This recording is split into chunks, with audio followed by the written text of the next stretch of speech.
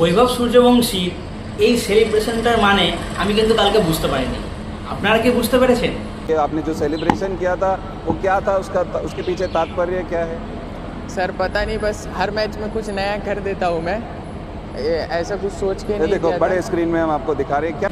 তো ম্যাচের শেষে তাকে যখন জিজ্ঞেস করে যে তোমার এই সেলিব্রেশনের কারণ কি ছিল, তো সে তখন বলছে আমি নিজেও জানি না যে এর পেছনে কারণ কি ছিল, এর কোনো মানে ছিল না। আমার মনে হয় প্রত্যেক নতুন ম্যাচে আমি নতুন নতুন কিছু করব, সেই কারণে আমি করেছি। গতকালের ম্যাচে সে 38 বলে 93 রানের বিধ্বংসী ইনিংস অ্যাজ ইউজুয়াল যেটা খেলে থাকে খেলেছেন।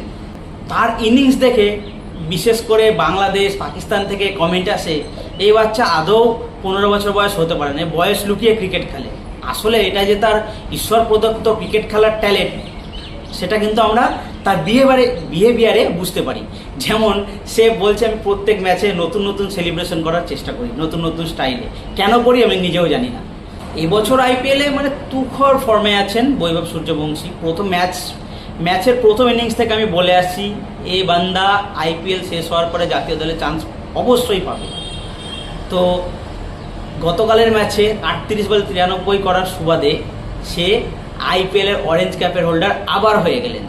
আমরা ইন্ডিয়ানরা সত্যিই তার খেলা দেখে গর্বিত।